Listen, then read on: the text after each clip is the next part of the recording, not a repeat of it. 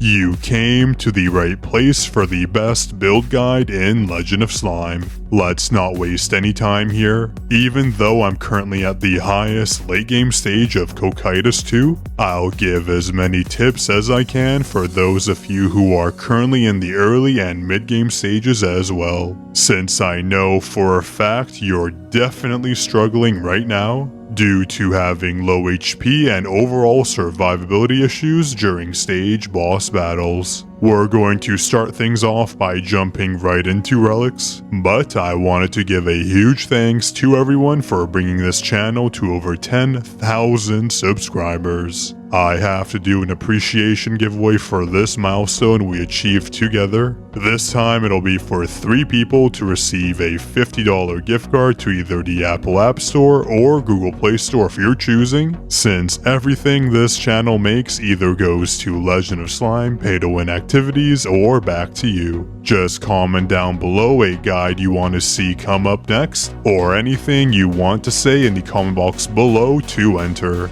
And make sure you are subscribed with notifications on so you get all our channel updates. Now for your bottle relics, it's best to use pottery since it outclasses all the other relics, as it has the best effect without relying on any other skills or companions to be equipped. For the early or mid-game stage, you'll very likely do more damage not equipping pottery and equipping ancient coins instead, and I'll explain why shortly. However, if survivability is your main issue, Slime Mucin is absolutely amazing. When it's completely maxed out, we slow the enemy movement speed by 70%. That means you have much longer between the time it takes for the stage boss to reach you and the amount of damage you deal. All you need is 1 snail companion on your team, and with certainty you'll gain stages from this trick if you're someone who dies to stage bosses right away. But do note to not use Slime Mucin during your secret undead room dungeon runs, as it'll cause you to lose. For your gem relic, there is no competition. You always want to be using Ruby for stage boss battles,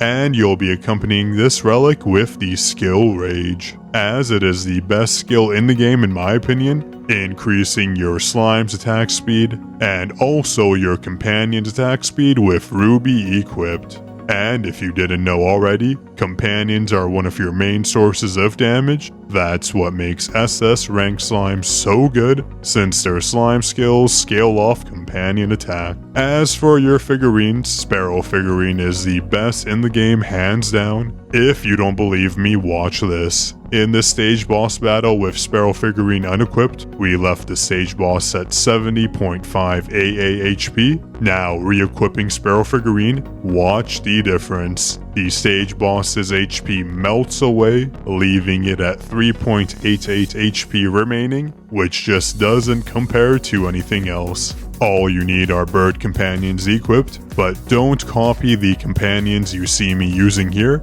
I'll explain which companions will be the best for you shortly. And if you're enjoying the video so far, please don't forget to like and subscribe, it's very appreciated. When it comes to your cushion in the late game, nothing will beat Chicken Cushion. Regal Pillow is decent, but you'll still get a better edge from using Chicken Cushion, since as you can see here, the dominating companions we use will be birds, but more specifically chickens. Now, if you are in the early or mid-game stage, however, you should use Pile of Coins and at the same time, equip Magic Coin as one of your skills. Like I said earlier for your pottery relic, that's why you want to equip Ancient Coins as your relic early on, because it synergizes so well early on with Pile of Coins, as you'll be casting the Magic Coin skill twice. As for Hot Seed, it's only good in Slime Legion, so stick to using it there. For your necklace, the majority of you should be using Sacred Necklace. There is no discussion there since it provides you with so much HP that it could make the difference between you surviving a stage boss battle or not. Because I don't have issues with HP and survivability, I use Pearl Necklace since my relic is at level 200.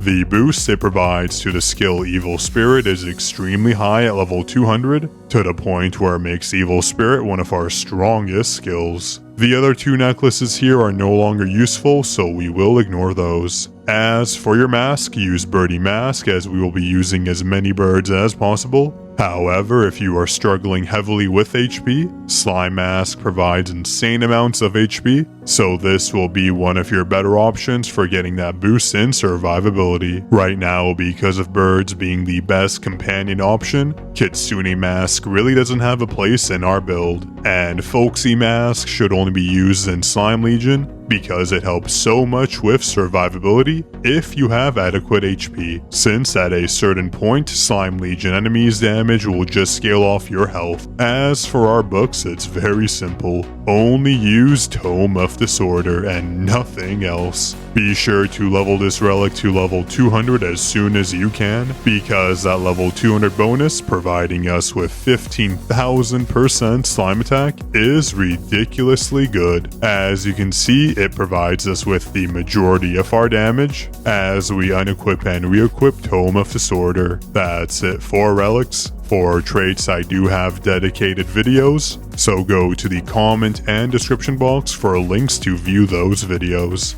When it comes to skills, this is the best late game lineup that I found. Rage, like we mentioned, since you'll be using it with Ruby to boost your companion's attack speed. Choosing Reaper might look strange to anyone that's new to the game, but I'll explain why it's one of the best skills shortly. We use Irradiating Comet because it acts as 2 skills in one, dealing a good amount of damage while also decreasing the remaining cooldown of another skill by 80%. We choose Evil Spirit because of the synergy it gets from our level 200 Pearl Necklace. And for the last 2 skill slots, they are filled by mythic skills. Bird Strike and Blizzard are much better than Dark Clouds, but if your S rank ring attribute boosts the damage for Dark Clouds, switch Dark Clouds for either of the mythic skills, since S rank rings will provide a damage boost to one of these skills, depending on which ring you use, making that boosted skill more useful than any other mythic option. Now, if you're someone who is in the early or mid-game stage, stick with using epics and legendary skills, since your mythic skills are likely to be low level and weak. The best skill to use in the early and mid-game stage would be Magic Coin. This, again, like we mentioned earlier, is for the Relics synergy. Detonative Slime is absolutely amazing. It is one of the highest damage dealing skills you'll get to level 100 early on. Pyrokinesis deals tons of AoE damage as well, and the same goes for Terrify.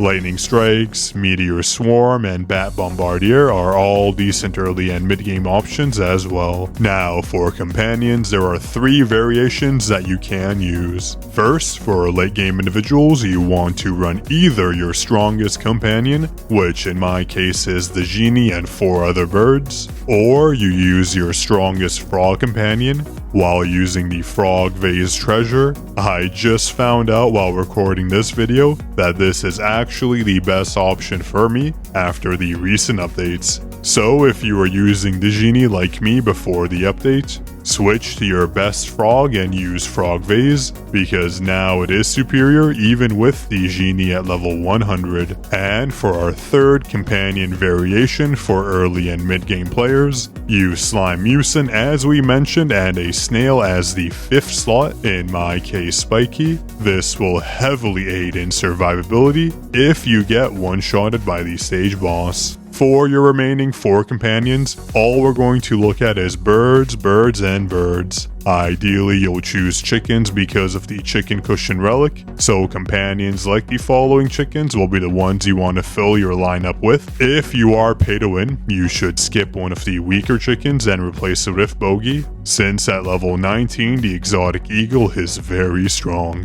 When choosing your companions, just focus on choosing birds or chickens with the highest attack, although Crisp is weaker than the bluebird. Because of the chicken cushion relic, Crisp does have the potential to edge out Bluebird even though it is stronger. And while recording this video, I tested the difference between Crisp and my next best bird companion, which is Buddy Bro, and it turns out that with the attack difference of 37W and a higher base attack speed, Buddy Bro dealt more damage, so do check your companions from time to time to ensure the companion you choose is the best as you progress and gain companion levels.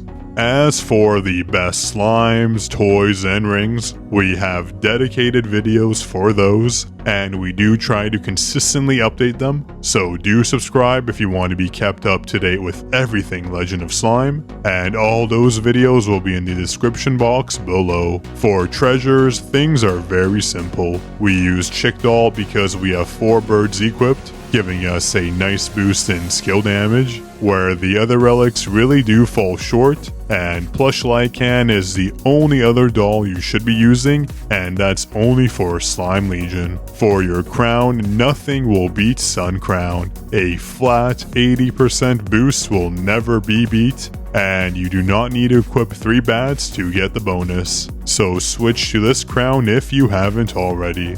If you use a frog as one of your companions, equip Frog Vase for a nice boost in attack, but if your companion is a snail for that relic synergy, or another stronger companion like the genie as we mentioned, you use Gold Spoon since it is the only other treasure that will provide you a boost. As we mentioned before, Reaper is one of the best skills in the game, and this is because of Ancient Bonsai, providing us with a large boost to Reaper's skill damage. You should, however, use Flexible Bamboo if you are having troubles with survivability, due to the large HP boost it provides. For stage bosses, nothing will ever surpass Gold Bread, as it increases the amount of time you stay in battle, allowing you to deal much more damage. The only other food treasure here that you'll use, and that's only in Slime Legion, is Explosive Taco, even though it won't do much for damage to begin with. Lastly, for your armor, the flat attack boost of Dwarf King armor with our chicken build is the best. Dwarf King armor makes the other armor treasures look useless in comparison. As you can see from us re-equipping Dwarf King armor, the damage increase with it is vital. Well, that's it for the build guide. Please do like and subscribe if you enjoyed the video. Let me know in the comments what other guides you want to see. And a big thank you again for bringing this channel to over 10,000 subscribers.